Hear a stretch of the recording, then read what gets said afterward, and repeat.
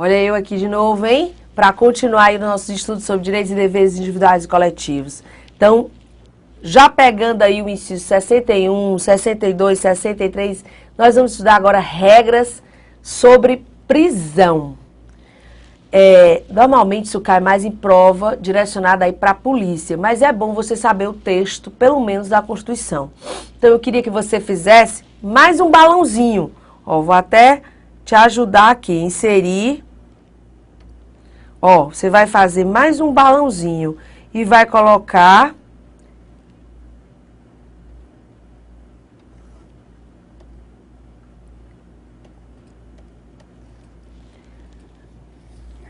artigo 5º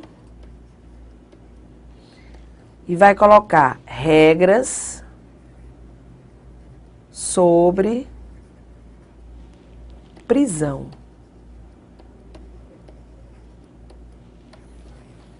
Vai colocar aí o inciso 61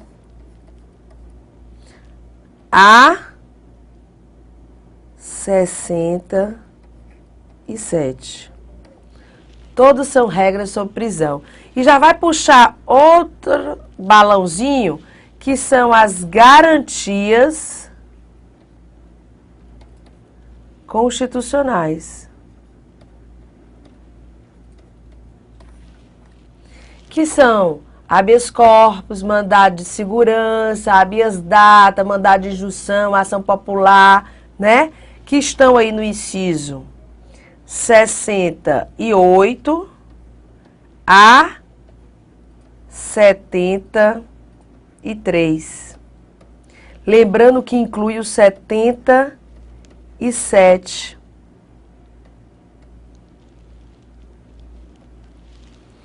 E aí você já vai completando o teu esquema dos direitos e deveres individuais e coletivos. Mas vamos lá, para as regras sobre prisão. Ninguém será preso senão em flagrante de crime, flagrante delito, ou por ordem escrita e fundamentada. Deixa eu limpar aqui.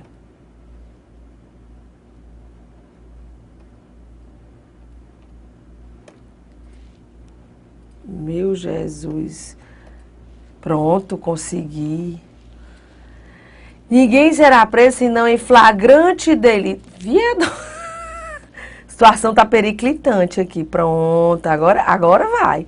Senão em flagrante delito ou por ordem escrita e fundamentada de autoridade judiciária competente, salvo nos casos de transgressão militar ou crime propriamente militar definidos em lei.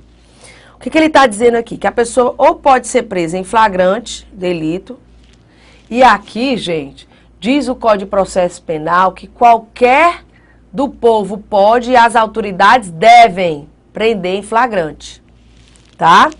Qualquer do povo pode e as autoridades devem. Pelo amor de Deus, não se enche, não. Porque quando eu digo isso, a pessoa diz, como é que você está me dizendo que eu posso prender em flagrante? Você pode. Aí a pessoa se incha, sai na esquina de casa, vê um assalto, diz, esteja preso. Bem que aqui no Brasil, no Ceará, a gente não diz esteja preso, a gente diz esteja preso. Vamos combinar. Aí o ladrão vira para você e diz esteja morto. Se for no Ceará, esteja morto, né? Porque isso é muito fofinho. Esteja preso, esteja morto. Gente, pelo amor de Deus, né? Não vão se inchar. Tudo bem. Então, a pessoa é presa. É por isso que as pessoas, quando vão depor na CPI como testemunhas, com medo de serem presas em flagrante por causa do desacato, tá? Aí, elas entram com habeas corpus preventivo no STF. Por quê, Malu? Por causa da prisão em flagrante. Considerando que, por ordem escrita e fundamentada, só a autoridade judiciária competente. Tá aqui. Judiciária competente. Inclusive, é por isso que se você pegar o 65, olha só o 65, pega aí na tua Constituição que fica mais fácil, para a gente não perder tempo. 65 diz assim, a prisão ilegal será imediatamente relaxada pela autoridade judiciária.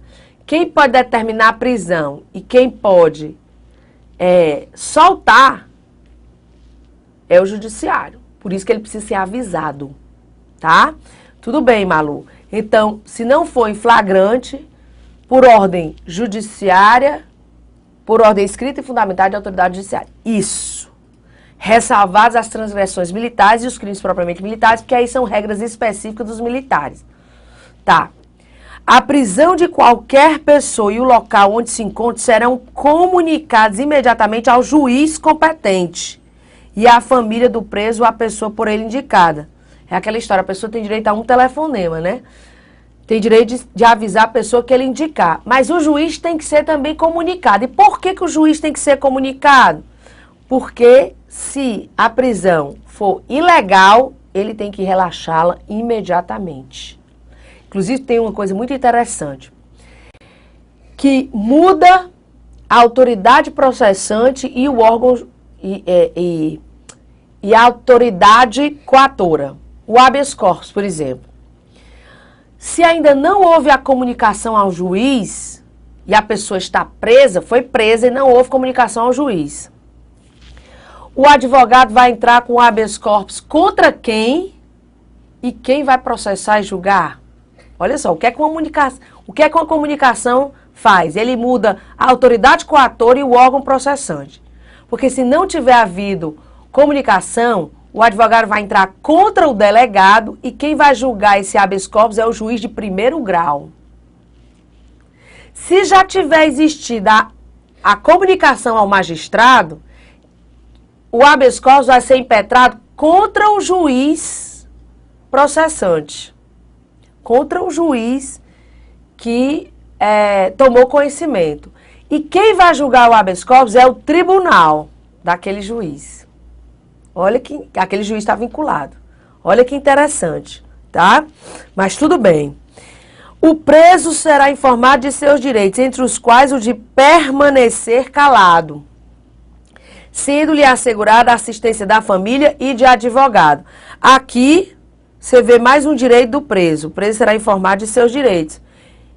A gente já viu vários direitos do preso, a manutenção da sua integridade física e moral. Tem aqui, inclusive, no inciso 64.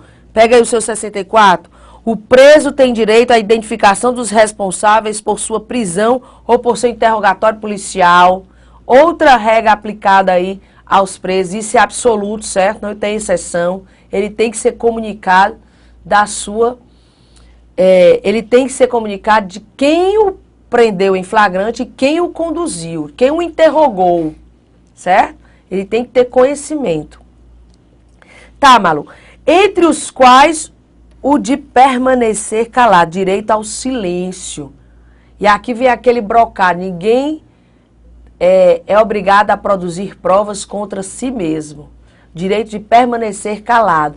Quem não tem esse direito, gente, é a testemunha. Porque a testemunha, ela presta o compromisso de dizer a verdade sobre as penas da lei.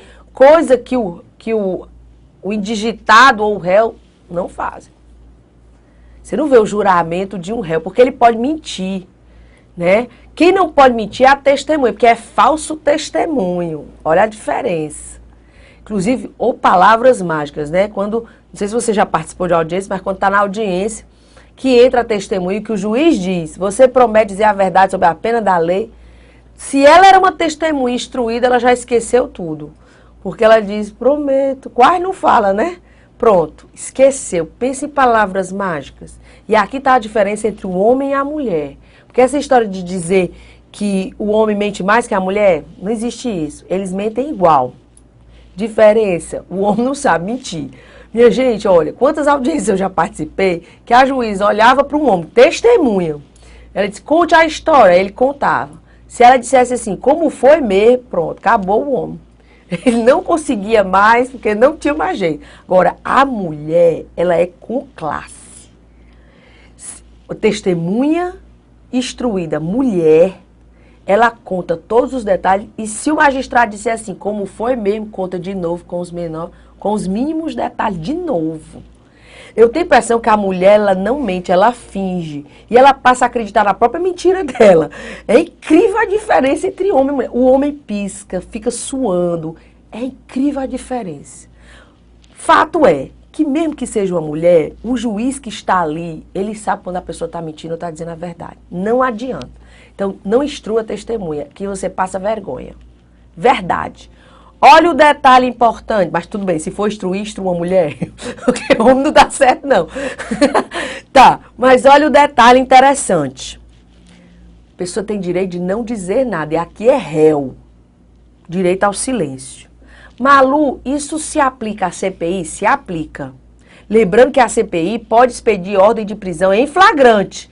Não pode expedir ordem de prisão preventiva ou temporária. Isso é cláusula de reserva do judiciário. Tá.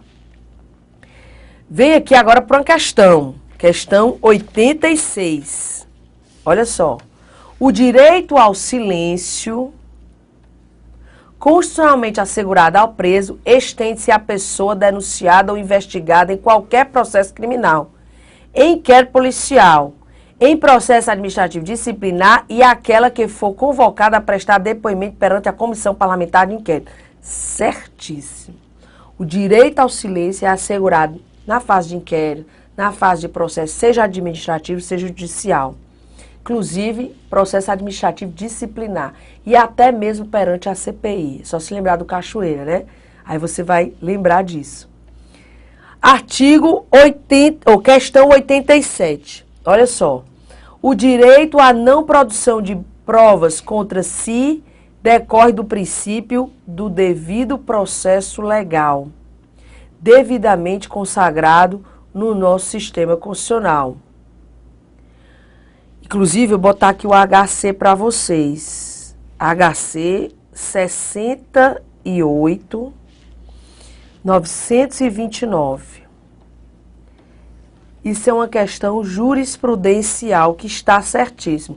O direito à não produção de provas contra si decorre do princípio do devido processo legal. Lembra que eu falei para vocês que muitos princípios decorrem do devido processo legal? Está aqui. O direito de não produzir provas contra si decorre do princípio do devido processo legal. HC 68.929. Tá, mas vamos mais. Continuando. Continuamos as regras aplicadas à prisão. O preso tem direito à identificação dos responsáveis por sua prisão ou por interrogatório policial. Tranquilo, que não tem exceção. A prisão ilegal será imediatamente relaxada pela autoridade judiciária. Vimos isso, tá? Cláusula de reserva do judiciário, a prisão ilegal. Ninguém será levado à prisão nela mantido quando a lei admitir a liberdade provisória com ou sem fiança. Cuidado com isso aqui. O fato de crimes inafiançáveis não se confunde com a liberdade provisória. São dois institutos diferentes. Então, a liberdade provisória, se ela tiver previsão legal, ele não pode ficar preso, independentemente do crime ser afiançável ou inafiançável, com ou sem fiança, tá? E aí eu chego no inciso 67, último aqui das regras aplicáveis à prisão, a prisão, que fala da prisão civil. Aqui uma peculiaridade. Não haverá prisão civil por dívida, salvo a do responsável pelo inadimplemento voluntário e inexcusável. Cuidado, na hora da prova eles botam às vezes involuntário e excusável. Lembre-se que a prisão civil, ela só será admitida, válida, se o inadimplente de obrigação alimentícia for voluntário, ele deixou de pagar a pensão alimentícia porque ele quis voluntariamente, e inexcusável e sem desculpa, tá? E também prevê a prisão civil do depositário infiel. Mas, Malu, não existe mais. Cuidado, existe ainda na Constituição, porque isso aqui só muda por emenda constitucional. E até eu sair de casa não tinha modificado, certo? Então, cuidado. Não haverá prisão civil por dívida, essa é a regra. Inclusive, quantas vezes eu trabalhando no juizado especial, como conciliadora, e aí vinha as pessoas nas ações cíveis, né, cobranças, E aí a outra parte nem comparecia, ainda ia se decretar revelia, a juíza ainda ia decretar revelia, e eu ia explicar para a pessoa que, olha, a pessoa não veio, mas a juíza vai analisar, ela foi citada validamente, aí vai ser decretada a revelia com todos os efeitos, e aí começava a explicar para a parte. Aí ela me interrompia e logo dizia, eu quero saber quando é que ela vai ser presa. Ah, meu Deus, pensa quando fazia essa pergunta. Gente, não cabe prisão civil em relação à dívida. Só tem 2 exceções estabelecidas pela Constituição Federal. Aquele que é inadimplente, voluntário e inexcusável de obrigação alimentícia e o depositário infiel. Malu, o que significa o depositário infiel? Inclusive, tinha uma lei regulando o depositário infiel. A Lei 8.866, salvo engano, vou só ver aqui. Exatamente essa lei, 8.866 de 94. Ela era a lei que regulava a prisão do depositário infiel. Então, por exemplo, na fase de execução de um processo, ia lá o oficial de justiça penhorar um bem. E aí, digamos que a pessoa tinha, além da geladeira, 2 freezers em casa. O oficial de justiça ia lá e penhorava o freezer. Só que como é que ele ia levar nas costas, né, o freezer? Não tinha condição. Então, a pessoa assinava um termo de que era depositário fiel. Não podia mais se desfazer do bem, porque aquele bem não pertencia mais a ele, pertencia ao poder público. E ele assinava como depositário fiel. Quando o oficial de justiça viesse agora com um carro para poder fazer a remoção do bem, se aquela pessoa se tivesse se desfeito do bem, ela tinha se tornado um depositário infiel. E aí cabia prisão. E pela Constituição, isso ainda seria possível. Mas como decidiu o STF, isso não é uma norma autoaplicável. Precisa da lei. E aí a gente precisa entender o que foi que aconteceu, para não entender errado. Olha só o que aconteceu. Vamos entender aqui. Tem um divisor de águas aqui, né? A emenda constitucional número 45, de 8 de dezembro de 2004. Essa emenda, ela acrescentou ao artigo 5º o parágrafo 3º. Pega aí o seu parágrafo 3º na sua própria Constituição para a gente não perder tempo. E aí tá lá. Os tratados e convenções internacionais sobre direitos humanos que forem aprovados em cada caso do Congresso Nacional em 2 turnos, por 3/5 dos votos respectivos membros, serão equivalentes às emendas constitucionais. Então, por exemplo, hoje, se um tratado internacional sobre direitos humanos for aprovado, passando 2 vezes na Câmara dos Deputados e 2 vezes no Senado Federal, com um quórum de 3/5, eles são o quê? Decreto legislativo com equivalência à emenda constitucional. Não é igual, porque se fosse igual, o tratado não seria celebrado pelo presidente, somente. Os mesmos legitimados que poderiam propor uma PEC, uma proposta de emenda constitucional, poderiam celebrar o tratado. Então, não é a mesma coisa, tá? Então, e outra coisa, emenda constitucional está lá no artigo 60. Quem promulga é a mesa da Câmara e a mesa do Senado. Um tratado internacional, tá? Quem expede o decreto promulgatório é o presidente da República. Então, eles não são iguais. Todo tratado é aprovado por decreto legislativo. A diferença é que, ao invés de passar uma vez em cada casa, dos tratados normais, ele vai passar 2, o que tem equivalência à emenda constitucional. Não é igual. Inclusive, se botar igual, tá errado. E se ele for aprovado desse jeito, com equivalência à emenda constitucional, ele se tornaria norma constitucional. Tudo bem. Os tratados internacionais que não tratam de direitos humanos e que não forem aprovados, passando 2 vezes em cada casa e aprovado por 3/5, e que passarem apenas uma vez na Câmara dos Deputados e uma vez no Senado Federal, serão decretos legislativos com equivalência a uma lei ordinária. Por quê, Malu? Porque lei ordinária se aprova passando uma vez em cada casa por maioria simples, maioria dos votos, mais de 50% dos presentes. Pronto. Como é que era antes da emenda? Desse jeito. Qualquer tratado internacional, tratasse ou não de direitos humanos, passava uma vez na Câmara dos Deputados e uma vez no Senado Federal e aprovado por maioria simples. Tá o Senado Federal aqui para não ficar desconexo, né? Tudo bem, até aí eu entendi. Então era decreto legislativo com equivalência à lei ordinária. Exatamente. Decreto legislativo com equivalência a uma lei ordinária.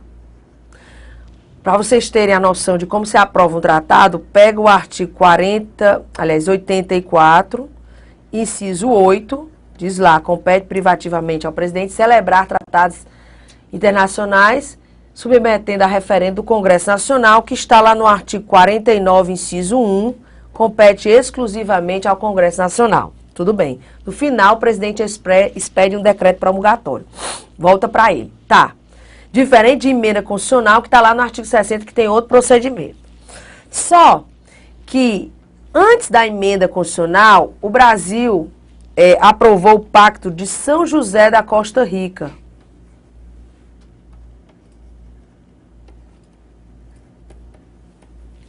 E aprovou como? Assim. Desse jeito. Quando veio a emenda constitucional, surgiu uma questão no STF que foi no recurso extraordinário 343466. Acho que é. Deixa eu só ver aqui que eu coloquei para vocês esse dispositivo. Acho que é. Já eu pego. 343466. Ou é o contrário? 466343. Só ver aqui rapidamente.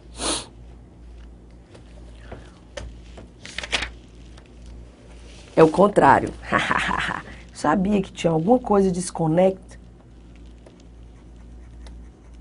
Recurso extraordinário 466343 de 2008, esse recurso. E aí chegou uma questão para o STF, por quê? Porque no Pacto de São José da Costa Rica só tem prisão para prisão civil do devedor de pensão alimentícia. Não há previsão da prisão para o depositário infiel, tá?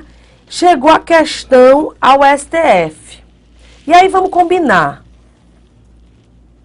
Existe a norma constitucional, vou botar bem aqui, existe a norma constitucional, existe a Lei 8.866 de 94, que regulava a prisão civil do depositário infiel, e aí eu tenho uma norma constitucional e uma norma infraconstitucional. E o tratado, o que é que ele é? Considerando que, de acordo com o artigo 5º, parágrafo 3º, que trouxe a mudança, o tratado é materialmente compatível, porque ele trata de direitos humanos, mas ele não foi ratificado com quórum qualificado. Então, ele está aonde? Ele é norma constitucional ou ele é norma infraconstitucional? Aí o STF, no julgamento desse recurso extraordinário, entendeu que ele é norma supra-legal. Ele está bem aqui. E por ele estar acima da lei, revogou-se a Lei 8.866 de 94. Então, hoje, não é possível para o STF a prisão civil do depositário infiel, porque não existe mais a lei que regulava a prisão civil do depositário infiel. E é por isso que tem aqui a súmula vinculante do STF. É ilícita a prisão civil do depositário infiel, qualquer que seja a modalidade do depósito. Interessante que ele não colocou aí inconstitucional, né? Porque ele não pode, já que a Constituição prevê a prisão civil do depositário infiel. Inclusive, questões da prova poderiam lhe pegar nisso. Quem entende que não é possível a prisão civil do depositário fiel, porque é ilícita, porque não há mais a lei, considerando que o tratado está acima dela, tá? É a jurisprudência. Olha, gente, que maldade, né? Mas vamos aqui para as questões, já que a gente já estudou aí tudo que é jurisprudência. Questão 88. Olha só.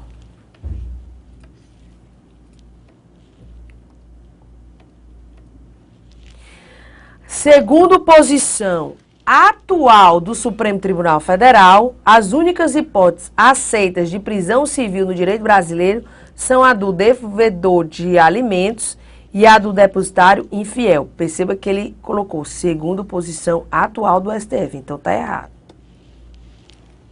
Olha só como ele direcionou. Agora, se ele tivesse colocado a Constituição Federal de 88 admite a prisão civil do depositário infiel, estaria certo, porque ela continua admitindo. Só não é mais possível porque não existe mais lei regulando e o STF entendeu que não era uma norma autoaplicável. Precisa de norma infraconstitucional. E aí nós entendemos tudo. Tá, Malu, e sobre os tratados? Aí eu queria que você fosse aí pro parágrafo 3º, para a gente não perder a oportunidade de estudar isso aqui. Fosse lá pro parágrafo 3º. Tá aqui. Vamos lá. Os tratados e convenções internacionais sobre direitos humanos que forem aprovados em cada casa do Congresso Nacional em 2 turnos, por 3/5 dos votos dos respectivos membros, serão equivalentes às emendas constitucionais. Cuidado, gente, tem que dizer sobre direitos humanos, que outro dia teve uma pegadinha dizendo os tratados e convenções internacionais que forem aprovados. Não, eles têm que tratar de direitos humanos. Então, tem o requisito material e o requisito formal. Aí eu coloquei isso aqui para vocês terem esse dado a mais, essa informação a mais. Já aprovado pelo Congresso Nacional, nos moldes do presente parágrafo, tem-se o decreto legislativo, percebe que é sempre decreto legislativo, 186 de 9 de julho de 2009, que referendou a Convenção sobre os Direitos das Pessoas com Deficiência e de seu protocolo facultativo. Então, já temos esse tratado aí aprovado pelo Congresso Nacional. Malu, e agora? E agora a gente entra nos remédios constitucionais. E aí eu vou aqui para o material. Remédios constitucionais. Tem mais uma questãozinha aqui, ó, gente. Ainda sobre a prisão civil. A Constituição Federal admite a prisão civil por dívida do responsável pelo adimplemento voluntário e inexcusável de obrigação alimentícia. Certo. Admite isso mesmo, já de 2013. A Constituição Federal admite a prisão por dívida do responsável pelo inadimplemento. Lembra sempre dos nomes, voluntário e inexcusável de obrigação alimentícia. E se ele tivesse colocado, admite a prisão civil por dívida do depositário infiel, a Constituição Federal também admite. Então, certo item, sem nenhuma dúvida. Vamos agora para as garantias constitucionais. Será que ainda dá tempo, hein? Roberto, dá tempo? Dá não, né? Só tem um minutinho. Então, a gente deixa para estudar as garantias constitucionais no próximo vídeo, que aí você está bem, vai começar. Malu, e remédios constitucionais é o que mais cai em prova de direitos e deveres individuais? Hoje é o que mais cai em provas de tribunais. Não vamos negar que em prova da polícia cai aí um habeas corpus e tudo mais, mas muito mais as regras aplicáveis à prisão, as regras aplicáveis ao processo e ao direito penal. Aí é que o aluno tem que se especializar nesses dispositivos, tá? Lembrando, gente, que você precisa saber pelo menos o que está na Constituição. Deixa-se para se aprofundar nas matérias específicas, como direito penal, processo penal, civil, processo civil. Direito constitucional, ele vai se deter no que está na Constituição. Então, se preocupa com direito constitucional, que todo o resto aprende em outras matérias. Me despeço aqui, até o próximo vídeo, só sobre garantias constitucionais, que são conhecidas também como tutela constitucional das liberdades. Olha que coisa bonita, né? Remédios constitucionais, que vamos combinar o nome feio, né? Remédios constitucionais, que são também as ações constitucionais, o writ, mandamos, ação mandamental, você pode chamar de várias espécies. Então, próximo vídeo a gente vê remédios constitucionais.